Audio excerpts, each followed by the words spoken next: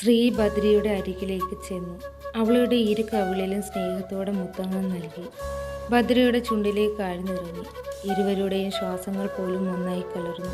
ബദ്രിയും അവൻ്റെ ചുംബനത്തിൽ അടിമപ്പെട്ടു പോയിരുന്നു. ശ്വാസം എടുക്കാൻ ബുദ്ധിമുട്ടുന്നത് പോലെ അവൾക്ക് തോന്നിയ നിമിഷം അവനിൽ നിന്നും വിട്ടുമാറാൻ ശ്രമിച്ചെങ്കിലും അതൊരു പാഴ്ശ്രമമായിരുന്നു. രക്തത്തിൻ്റെ ചുവ മനസ്സിലാക്കിയ ശ്രീ അവളിൽ നിന്നും അകന്നു മാറി. ബദ്രിയുടെ മുഖത്ത് മിന്നിമറയുന്ന നാണം അവന് മനസ്സിലായിരുന്നു. എൻ്റെ ഭാര്യയ്ക്ക് ഇങ്ങനെ നാണമൊക്കെ വരുമോ? അതെന്താ, എനിക്കതൊന്നും പാടില്ല എന്നുണ്ടോ? ഇങ്ങനെ റേസാവാതെ നിനക്ക് ബംഗ്ലാവിലേക്ക് പോകണ്ടേ ഇപ്പം? പിന്നെ പോകാതെ? എന്നാൽ വാ, അവരെയും കൂടെ വിളിച്ചോ. ഇപ്പോൾ തന്നെ പോകാം. പിന്നെ പറഞ്ഞ വാക്ക് ഞാൻ പാലിച്ചില്ല എന്ന് പറയരുത്. അതിനു വേണ്ടിയിട്ടാണ്, നല്ലവനാണെന്ന് തെളിയിക്കാൻ വേണ്ടിയിട്ടാണോ? എനിക്കതിൻ്റെ ആവശ്യമില്ല. ഞാൻ എങ്ങനെയാണോ അങ്ങനെ തന്നെ ആയിരിക്കും. താൻ വരുന്നെങ്കിൽ വരാൻ നോക്ക്. അത്രയും പറഞ്ഞ് അവൻ പുറത്തേക്ക് പോയി. ശ്രീ പോയ വഴിയെ നോക്കി തന്നെ അവൾ നിന്നു. പിന്നെ എല്ലാവരും കൂടെ ആ ബംഗ്ലാവിലേക്ക് പോയി. ആ ബംഗ്ലാവിൽ എന്താണെന്ന് നടക്കാൻ പോകുന്നതെന്ന് അറിയാതെ എല്ലാവരും അവിടേക്ക് ഒരിക്കൽ കൂടി പോയിരുന്നു. ഇതിനു മുമ്പ് കീർത്തി ഇങ്ങോട്ടേക്കൊന്നും വന്നിട്ടില്ലേ? ഇല്ല ദേവു, ഞാൻ ഇങ്ങോട്ടേക്കൊന്നും വന്നിട്ടില്ല. ഇതിനു പിന്നിൽ ഒരുപാട് കഥകളൊക്കെ ഉണ്ടെന്ന് പറയുന്ന കേട്ടിട്ടുണ്ട്. ശ്രീ, പണ്ടുള്ളവരൊക്കെ അല്ലേ, അവർക്കൊക്കെ എന്താ പറയാൻ പറ്റാത്തത്? നിവിൻ, എനിക്ക് അങ്ങനെ തോന്നുന്നില്ലടാ. ഇവിടേക്ക് വന്നപ്പോൾ മുതൽ എന്തോ ഒരു നെഗറ്റീവ് വൈബ് അടിക്കാൻ തുടങ്ങിയിട്ടുണ്ട്. അല്ലെങ്കിൽ പിന്നെ ഏട്ടന് എന്താ നെഗറ്റീവ് അല്ലാതെ തോന്നിയിട്ടുള്ളത്? ഞാൻ നിന്നോടൊന്നും പറഞ്ഞിട്ടില്ല പൊന്നു. ഞാനെന്നാ ചേട്ടനോട് തന്നെയാ പറഞ്ഞത്. മര്യാദയ്ക്ക് രണ്ടും കൂടി അടങ്ങി ഒതുങ്ങി വന്നില്ലെങ്കിൽ രണ്ടിനെ ഇതിനകത്തിട്ട് പൂട്ടി ഞങ്ങളെല്ലാം ഇവിടെ നിന്ന് പോകും. അത് പറഞ്ഞത് സച്ചു ആയിരുന്നു. നീ കൂടെ ഉണ്ടായിരുന്നുള്ളൂ അളിയ ഇത് പറയാൻ. ഇപ്പോൾ അതും പൂർത്തിയായി. എന്നാൽ അവരാരും തന്നെ പ്രതീക്ഷിച്ചിരുന്നില്ല അവൻ അങ്ങനെ സംസാരിക്കുമെന്ന്. പിന്നെ അളമുട്ടിയാൽ ചേരയും കൊത്തുന്നു പറയുന്നത് പോലെ തന്നെയാ സച്ചു. ഇത്രയും നാളും കല്യാണം കഴിഞ്ഞിട്ട് നീയൊക്കെ ഇങ്ങനെ കിടന്ന് അടിയുണ്ടാക്കുന്ന എന്തിനാ ചുമ്മാതെ? ഇനിയെങ്കിലും പരസ്പരം മനസ്സിലാക്കാൻ ശ്രമിക്കുക. ഒരുപക്ഷെ ഇങ്ങനെയൊക്കെ സംഭവിച്ചത് നിങ്ങൾ തമ്മിൽ ഒന്നാകാനാകാം. അതും മനസ്സിലാക്കാതെ കല്യാണം കഴിഞ്ഞ നാള് മുതൽ രണ്ടും കൂടി അടിയോടടി എന്ന് വെച്ചാൽ എന്തൊരടിയാ ഇത്? ഇനിയെങ്കിലും പരസ്പരം മനസ്സിലാക്കി ഒരുമിച്ച് ജീവിക്കാൻ നോക്ക് രണ്ടും. ഇതിന് മാത്രം ഇപ്പോൾ ഇവിടെ എന്തുണ്ടായി എന്നുള്ള ഒരു മട്ടിലാണ് കൂടെയുള്ളവരെല്ലാം തന്നെ സച്ചുവിനെ നോക്കുന്നത്. പൊന്നു ചേട്ടാ, അത് ഞങ്ങൾ ഒരു തമാശയ്ക്ക് പറഞ്ഞതല്ലേ. നിവിൻ, അതേടാ, നീ എന്തിനാ ഇങ്ങനെ സീരിയസ് ആവുന്നേ? ശ്രീ, അവൻ പറയുന്നതിലും കാര്യമില്ലേ? നിവിൻ, ഞങ്ങൾ തമ്മിലുള്ള പ്രശ്നം ഞങ്ങൾ തമ്മിൽ തീർത്തോളാം, അല്ലേ പൊന്നു? യെസ്. ഇപ്പോൾ നമ്മൾ എന്തിനാണ് വന്നത്? ഇവിടെ ചുറ്റും നടന്ന് കാണാനല്ലേ. അപ്പോൾ പിന്നെ അത് ചെയ്യാം. എല്ലാവരും കൂടി ആ ബംഗ്ലാവിനകത്തേക്ക് പ്രവേശിച്ചു. ദേവു, ഇന്ന് നൈറ്റ് നമ്മൾ ഇവിടെ വന്നപ്പോൾ ഇങ്ങനെയൊന്നും ഇല്ലായിരുന്നല്ലോ. അത് തന്നെയാ ശ്രീയേട്ടാ ഞാനും പറയാൻ വന്നത്. കീർത്തി, പിന്നെ എങ്ങനെയായിരുന്നു? അന്നിവിടെ വന്നപ്പോൾ ആകെ പൊടി പിടിച്ച് വൃത്തികേടായി കിടക്കുകയായിരുന്നു. എന്നാൽ ഇന്ന് എല്ലാം വളരെ നീറ്റായിട്ട് തന്നെ കിടക്കുന്നു. ചിലപ്പോൾ ആരെങ്കിലും വന്ന് വൃത്തിയാക്കിയിട്ട് പോയതായിരിക്കും ഏട്ടത്തി. ഇവിടെ ഒരു മനുഷ്യക്കുഞ്ഞു പോലും താമസമില്ലാത്തടത്ത് ആര് വന്ന് ക്ലീൻ ചെയ്യാനാണ് പൊന്നു? സോറി, ഞാൻ അത്രയ്ക്ക് അങ്ങോട്ട് ചിന്തിച്ചില്ല. അന്ന് നിങ്ങൾ ഇവിടെ വന്നപ്പോൾ ഇരുട്ടല്ലായിരുന്നോ? അതുകൊണ്ടായിരിക്കും അങ്ങനെ തോന്നിയത്. ചിലപ്പോൾ അതാകാം സച്ചു. അല്ല, അന്ന് വന്നതുപോലെ തന്നെയാ ഇവിടെ കിടക്കുന്നത്. നമ്മളിവിടെ ഗവേഷണത്തിനൊന്നുമല്ലല്ലോ ഏട്ടത്തി വന്നത്. ജസ്റ്റ് സ്ഥലങ്ങളൊക്കെ ഒന്ന് ചുറ്റി നടന്ന് കാണാൻ വന്നതല്ലേ. അപ്പോൾ പിന്നെ എന്തിനാണ് ആവശ്യമില്ലാത്ത ടോക്ക്? ശരി തമ്പുരാട്ടി, ശ്രീ അവളെ കൈകൂപ്പിക്കൊണ്ടായി പറഞ്ഞു.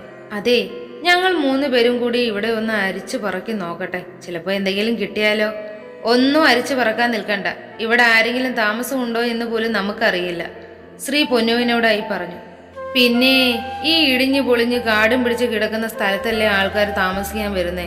ഏട്ടൻ ഇതെന്താ? അവരെന്താണെന്ന് വെച്ചാൽ കാണിക്കട്ടെ, നമുക്ക് അപ്പുറത്തേക്ക് സൈഡിലേക്ക് പോകാം, സച്ചു അവനോടായി പറഞ്ഞു. അത്രയും പറഞ്ഞ് ശ്രീയും നിവിനും സച്ചുവും അപ്പുറത്തെ സൈഡിലേക്ക് പോയി. അപ്പോൾ എങ്ങനെയാ ഏട്ടത്തി, തുടങ്ങാം അല്ലേ? തുടങ്ങാം. പെട്ടെന്ന് എന്തെങ്കിലും കാണിച്ചാൽ അവർക്ക് സംശയമാകും.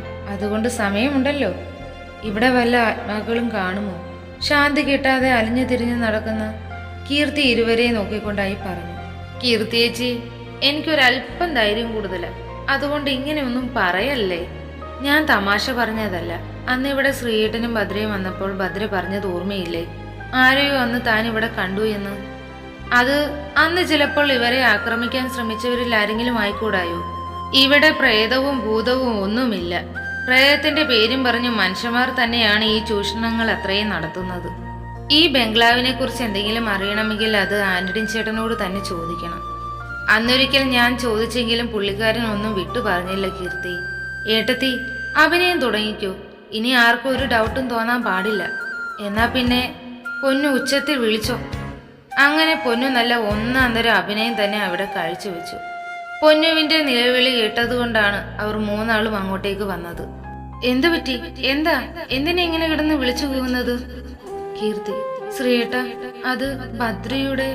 ശ്രീയും ബാക്കിയുള്ളവരും ഒരുപോലെ തന്നെ ഭദ്രയെ നോക്കി. ഭദ്രയുടെ മുടിയെല്ലാം തന്നെ ചിലന്ന് വാരിക്കിടക്കുന്നു. സാരിയാണെങ്കിൽ ഒറ്റ പ്ലേറ്റിലും ഇട്ടിരിക്കുന്നു. ഭദ്രയുടെ കണ്ണുകളിൽ പകയുടെ തീനാളങ്ങൾ എരിയുന്നു. മോളെ, നിനക്ക് എന്താ പറ്റിയത്? ശ്രീ ഭദ്രയുടെ അരികിലേക്ക് ചെന്നുകൊണ്ടായി ചോദിച്ചു. ഭദ്ര അവനെ കണ്ടതും അവന്റെ കഴുത്തിൽ കയറി പിടിച്ചു. എന്നാൽ അവളുടെ പിടിയിൽ അവന്റെ മുഖം മാറുന്നത് അവൾ ശ്രദ്ധിച്ചിരുന്നു. കഴിഞ്ഞ ദിവസങ്ങളിൽ അവൻ അവളെ നോക്കിയതും പെട്ടെന്ന് തന്നെ ഭദ്രയ്ക്ക് ഓർമ്മ വന്നു. എന്നാൽ ആരും പ്രതീക്ഷിക്കാതെയായിരുന്നു ഭദ്രയെ പിന്നിൽ നിന്ന് തലയ്ക്കടിച്ചത്. അടിയുടെ ആഘാതത്തിൽ ഭദ്രയുടെ ബോധം പോയി. ശ്രീയുടെ നെഞ്ചിലേക്ക് വീണു. എടാ, നോക്കിക്കൊണ്ട് നിൽക്കാതെ ഏട്ടത്തെ എടുത്തോണ്ട് വാ, പോകാം. അത്രയും പറഞ്ഞ് അവരെല്ലാം കൂടി ഔട്ട് ഹൗസിലേക്ക് ഭദ്രയും എടുത്തുകൊണ്ട് പോയിരുന്നു. കണ്ണു തുറക്കുമ്പോൾ ഭദ്ര കാണുന്നത് 32 പല്ലും കാണിച്ച് തന്റെ മുമ്പിൽ ചിരിച്ചുകൊണ്ട് നിൽക്കുന്ന മനുവിനെയാണ്. മനുവേട്ടൻ എപ്പോൾ വന്നു? എന്റെ തലയ്ക്ക് എന്തോ വെയിറ്റ് പോലെ. എന്നാൽ ഭദ്ര ചോദിച്ചതും മറുപടി പറഞ്ഞത് നിവിനായിരുന്നു. ഏട്ടത്തിയുടെ തലയ്ക്കടിച്ചപ്പോൾ ഏട്ടത്തിയുടെ ബോധം പോയി.